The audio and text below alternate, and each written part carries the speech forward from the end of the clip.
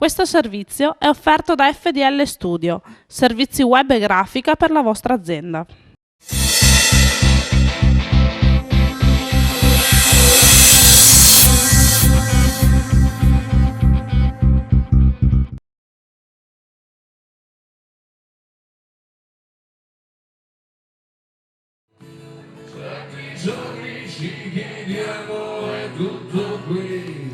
Questa sera siamo con Nicola, leader, frontman delle Anime in Plexiglass, tributo a Ligabue che dalla provincia di Padova è cresciuto e si sta distinguendo anche in maniera notevole come uno dei più belli.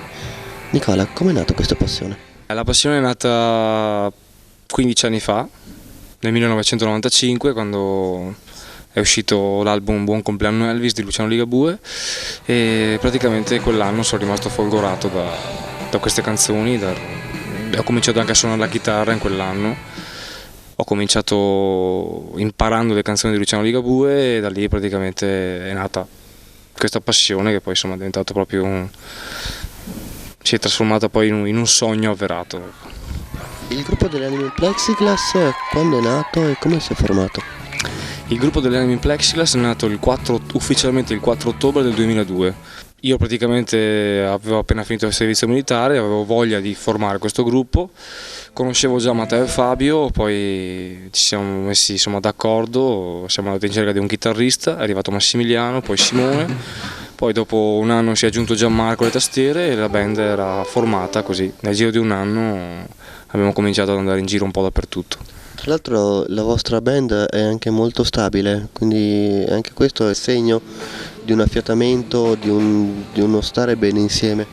Sì, prima di essere musicisti siamo amici e il bello delle Anime è che comunque in 8 anni di attività non abbiamo mai cambiato nessun componente del gruppo, quindi vuol dire che ci troviamo ancora molto bene insieme. Ogni quanto vi trovate durante la settimana? Dipende un tanto da quanti pezzi nuovi dobbiamo fare, da che tipo di arrangiamenti usiamo per qualche pezzo, se vogliamo cambiarlo, e altrimenti le prove le facciamo direttamente sul palco. Il vostro è un tributo a Luciano Ligabue.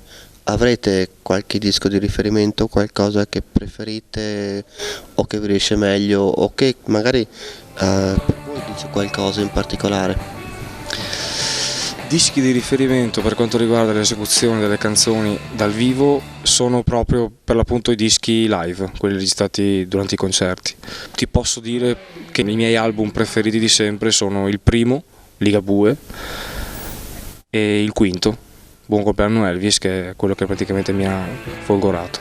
Il nome Anime in Plexiglass invece chi l'ha deciso? Io. Un motivo particolare? Diciamo che Bar Mario ce n'erano già tanti in giro, Radio Freccia anche. No, alla fine Anime in Plexiglass è la prima canzone che Luciano Ligabue ha inciso nel 1987 con gli Ora Zero, quindi allora il suo primissimo gruppo, e mi piaceva molto questo nome, sapendo che comunque alla fine poi la gente ci avrebbe chiamato comunque Anime per abbreviare tutto, e mi piaceva sta cosa e abbiamo deciso che andava bene quel nome lì. Con le Anime in Plexiglass suoni da tantissimo tempo. Dov'è il posto più lontano in cui sei stato a suonare? Il posto più lontano in cui abbiamo suonato è stato a Roma. C'era un raduno organizzato da una tribute band romana, hanno chiamato una tribute band del nord, quindi noi, una tribute band dell'estremo sud, quindi di Bari, che erano un altro gruppo di ragazzi molto bravi anche, e abbiamo fatto praticamente questa serata 3 gruppi che facevano Ligabue, abbiamo fatto ovviamente ognuno di noi delle canzoni diverse ed è stata una serata molto bella. Comunque quella è stata la data più lontana che abbiamo fatto. E la musica per Nicola che cos'è? La musica è il tutto quanto, la mia vita. Che musica ascolti oltre al mitico Luciano Ligabue? Io prevalentemente ascolto musica rock, cioè alla fine comunque il mio genere musicale preferito, quello con cui sono nato, ho cresciuto, e il mio idolo in assoluto di sempre è Bruce Springsteen, i Rolling Stones, e ascolto molto comunque musica straniera, ecco. E anche se comunque ci sono alcuni periodi in cui mi fermo molto ad ascoltare i classici cantautori italiani, quindi Francesco Guccini, Fabrizio De André e tanti altri che mi piacciono molto. La gente apprezza tantissimo il fatto che tu abbia una timbrica, una voce che è veramente uguale a quella di Luciano Ligabue, diciamocelo, ok? È un dono, è uno studio, è qualcosa che ti viene. Diciamo che non è uno studio e non so neanche sinceramente se sia un dono, perché alla fine quando hai la voce uguale a qualcun altro, diciamo che o ti metti a fare solo quello, quindi ad imitare qualcuno, oppure insomma stai a casa, ecco. La mia voce originale non è quella che la gente sente sul palco, non ci sono macchinette sotto, non ci sono effetti, robe strane. Io semplicemente a 13 anni, quando ho cominciato a suonare le canzoni di Ligabue, da ragazzino non mi rendevo conto che cantandoci sopra cercavo di imitarlo. Poi dopo un po' di anni si vede che mi si è ingrossata un po' la voce, non so cosa. Comunque sta cosa qua, questa particolarità nella voce ce l'ho praticamente comprimendo la laringe e imitando comunque la timbrica. La timbrica la imito e mi viene così, poi quel roco lo faccio comunque comprimendo la zona della laringe nella gola e lì insomma, salta fuori quello che tutti quanti sentono, ecco. Nicola, tu suoni la chitarra sul palco e fai anche dei cambi di chitarra. Quante ne hai in casa? Non andrebbe bene dirlo, però sono più di 10. La chitarra in generale mi piace molto e ho alcune chitarre elettriche, però ho delle gran belle chitarre acustiche. Diciamo che è una delle cose di cui mi vanto parecchio è il fatto di avere delle belle chitarre acustiche. Il gruppo delle Anime in Plexiglass ha tantissimi fans, molto fedeli, vi seguono ai concerti, agli spettacoli che fate, avete anche un fan club che anche oggi nella serata di questa sera comunque ha creato delle sorprese. Sì, voglio ringraziarli perché alla fine comunque se volevano sorprenderci ci sono riusciti in pieno.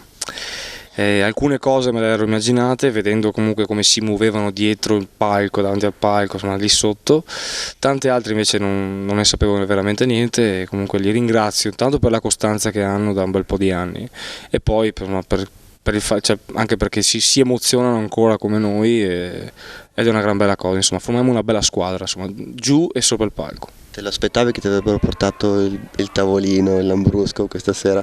No, quello me l'aspettavo più che altro perché mi hanno chiesto loro di mettere lambrusco popcorn in scaletta, allora sapevo che dovevano fare la scenetta, però diciamo che ogni volta è bella da vedere. Nicola quando non è sul palcoscenico, chi è? Nicola Zampieri è un ragazzo come tantissimi altri, ho un lavoro con mio papà, ho un'impresa edile e la sera invece cambia qualcosa. Ti piace leggere, hai degli hobby, hai qualche cosa particolare?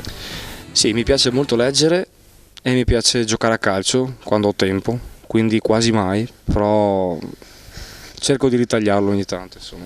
Conoscendoti non sei un mediano però. No. In che ruolo giochi? Giocavo punta, però adesso insomma mi limito a calciare il pallone così tanto per tornare un po' indietro con gli anni. Suonare in mezzo a tantissime persone oggi che emozione ti dà? L'emozione è tanto forte, però diciamo che non è in quanto al numero di persone che hai davanti, ma è come loro rispondono, come loro vivono la serata, perché mi è capitato di suonare di fronte a 15-20 persone che facevano casino come se ce ne fossero state 1000, quindi è un po' come loro ti caricano sopra il palco. Questa sera nel palco con te, oltre al gruppo delle Anime in Plexiglass, c'erano anche dei musicisti importantissimi. Sì, c'erano Mel Previte alla chitarra, Roby Pellati alla batteria e Rigo Righetti al basso, sono insomma i musicisti storici di Luciano Ligabue, quelli che comunque alla fine sono stati praticamente i miei mentori per tantissimi anni.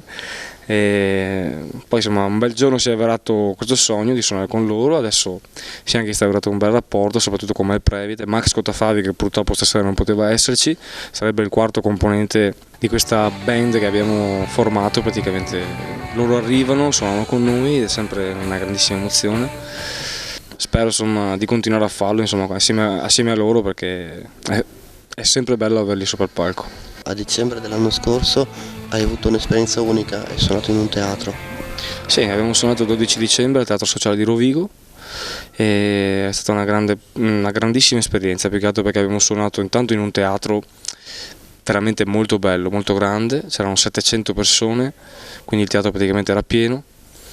È stata una serata di beneficenza a favore della Città della Speranza di Padova e abbiamo suonato accompagnati da un'orchestra d'archi, di 10 archi, esperienza unica da ripetere sicuramente, non so quando, ma da ripetere. Ok Nicola, io ti ringrazio per la gentilezza che ci hai fatto di rispondere a queste domande. Ciao Pianura News, ci vediamo alla prossima. Ciao Nicola, grazie.